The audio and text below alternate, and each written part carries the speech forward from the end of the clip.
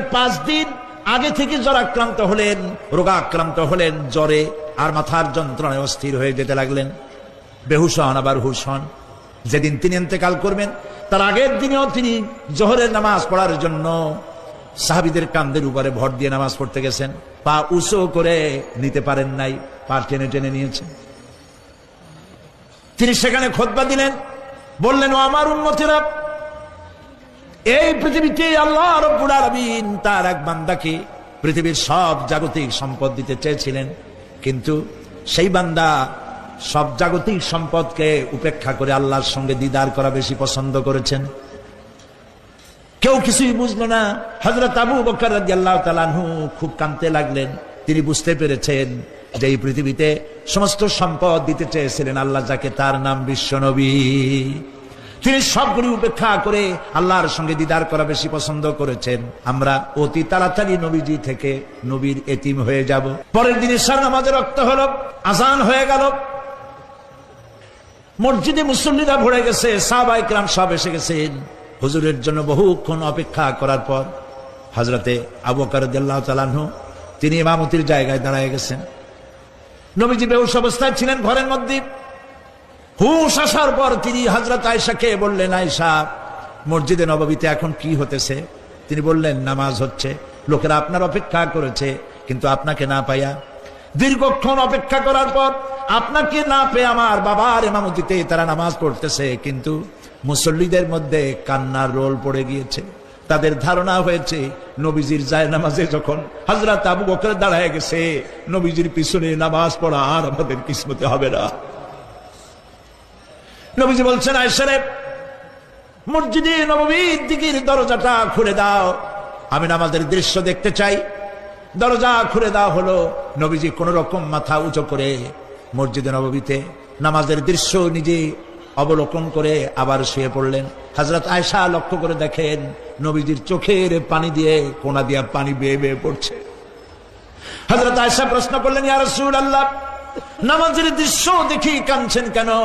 হুজুর বলেন, আয়েশা রে, এটা কোনো দুঃখের পানি নয়, আমি কাঁদতেছি এই জন্যে, এই নামাজের জামাত কায়েমের জন্য তায়েফের ময়দানে অনেক রক্ত ঝরেছে, আবার উহুদের ময়দানে দান দান শহীদ হয়েছে, সাহাবায়ে কেরাম জীবন দিয়েছে। আজ আমি দেখতে পেলাম আমার উম্মতেরা জামাতে নামাজ পড়ছে। আমার ধারণা হলো ভবিষ্যতে কিয়ামত পর্যন্ত আমার উম্মতেরা এইভাবে জামাত বন্দী হয়ে নামাজ আদায় করবে। নবীজি আবার বেহুশ হয়ে পড়লেন। মসজিদে নববী থেকে আজ আর কেউ বাড়ি যায় না, সবাই কান্দে। আজ রাত বোধহয় নবীজি কাটাবেন না। মেয়েরা কাঁদতেছে, সাহাবায়ে কেরাম কাঁদতেছেন, আজওয়াজে মুতাহারাত তারা কাঁদতেছে। নবীজির আবার হুশ হলো, তাকায় দেখেন ঘরের মধ্যে কান্নাকাটি, মসজিদে নববীতে কান্নাকাটি। সব থেকে বেশি কাঁদতেছেন মা ফাতেমা। নবীজি হযরত ফাতেমার কান্না দেখে ইশারা করলেন, কাছে আয়। হযরত ফাতেমা রাসূলের কাছে গেলেন। নবীজি কানে কানে কি যেন বললেন, কান্নাটা বন্ধ হয়ে গেল। হযরত আয়েশা জিজ্ঞেস করলেন, মা, তোমার আব্বা তোমার কানে কি বললো আর কান্না বন্ধ হয়ে গেল? হযরত ফাতেমা বলে, আম্মাজি, আমার আব্বা আমাকে বললেন, মা ফাতিমা, তোমার কান্না আমার বরদাস্ত হয় না, কেঁদো না, আমি মৃত্যুর পরে সকলের আগে তোমার সাথে আমার দেখা হয়ে যাবে।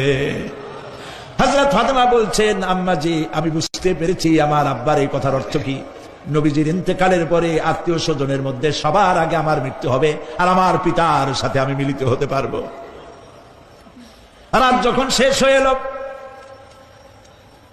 নবীজির হুশ হয়েছে, তাকায় দেখেন হযরত জিবরাইল দাঁড়ানো। হযরত জিবরাইল নবীজির চেহারা মোবারকের দিকে তাকায় বলেন, আসসালামু আলাইকা ইয়া রাসূলুল্লাহ। আল্লাহ আপনাকে সালাম বলেছেন, আর আল্লাহ পাক জানতে চেয়েছেন আপনার মুখে আপনি কেমন আছেন। আল্লাহ জানেন আপনার অবস্থা কি, তারপরেও আপনার মুখে শুনতে চেয়েছেন আপনি কেমন আছেন। নবীজি বলছেন, জিবরাইল, বড় কষ্টে আছি, বড়ই যন্ত্রণা, বড়ই কষ্ট। হযরত জিবরাইল বলছেন, ইয়া রাসূলুল্লাহ, আজকে এক নতুন ফেরেশতা আমি সাথে করে নিয়ে এসেছি। এই ফেরেশতা পৃথিবীর কোন নবী অথবা কোন মানুষের কাছে যাওয়ার জন্য অনুমতি চায় না, আজ আপনার কাছে অনুমতি ভিক্ষা চায় কাছে আসার জন্য। ওই ফেরেশতার নাম হচ্ছে মালাকুল মউত। হযরত মালাকুল মউত বলেন, ইয়া রাসূলুল্লাহ, এই পৃথিবীতে আদম আলাইহিস সালাম থেকে নিয়ে পর্যন্ত কোন মানুষের জান কবজের জন্য আমার অনুমতি চাওয়া লাগে নাই, আর কোনোদিন লাগবে না। আজ আমি আসার সময় আল্লাহ বলেছেন আপনার জান কবজের জন্য আমি যেন আপনার কাছে অনুমতি ভিক্ষা চাই।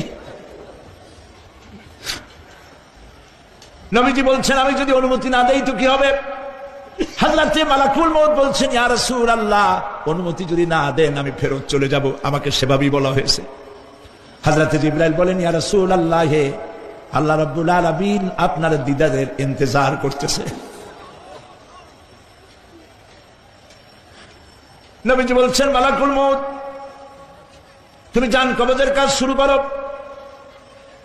মালাকুল মউত যখন কাছে এসেছে, রাসূল জিজ্ঞেস করলেন আয়েশা, ঘরে যে কয়েক টুকরা স্বর্ণ ছিল সেগুলোর কি অবস্থা? ছোট ছোট 6 টুকরা স্বর্ণ ছিল। হযরত আয়েশা বলছেন হুজুর আমি এগুলো রেখে দিছি। হুজুর বলছেন না, রাখতে পারবে না, আমার ইন্তেকালের আগে খয়রাত করে দাও। মুহাম্মদ সাল্লাল্লাহু আলাইহি ওয়াসাল্লাম আল্লাহর কাছে অবস্থায় উঠবে না যে তার ঘরের ভিতরে সোনা ছিল, দিয়ে দাও, খয়রাত করে দিয়ে দাও। হযরতে মালাকুল মউত রাসূলের জান কবজ শুরু করে দিলেন। রাসূলুল্লাহ জীবনের শেষ কথা বললেন আসসালাত আসসালাত ওয়া মা মালাকাত আইমানুকুম। আমার উম্মতেরা বিদায় লগ্নে বলে গেলাম নামাজ নামাজ নামাজ ছেড়ে দিও না। প্রিয় ভাইরা, নবী করিম সাল্লাল্লাহু আলাইহি ওয়াসাল্লাম জীবনের শেষ কথা বলে গেছেন নামাজ। সেই নামাজে আমাদের যত সব অবহেলা, স্ত্রীকে নামাজ পড়ান, বউকে নামাজ পড়ান, ছেলে মেয়েকে নামাজ পড়ান। দোকানদার ভাইরা যখন আজান হয়ে যাবে দোকান বন্ধ করে দেন, আপনি আপনার কর্মচারীরা নামাজ পড়তে যান। যতটুকু প্রিয় ভাই সব, আল্লাহ রাব্বুল আলামিন পরীক্ষার জন্য আমাদেরকে এই ময়দানে ছেড়ে দিয়েছেন। প্রশ্ন কি হবে আল্লাহ সব বলে দিয়েছেন। প্রশ্ন কি হবে?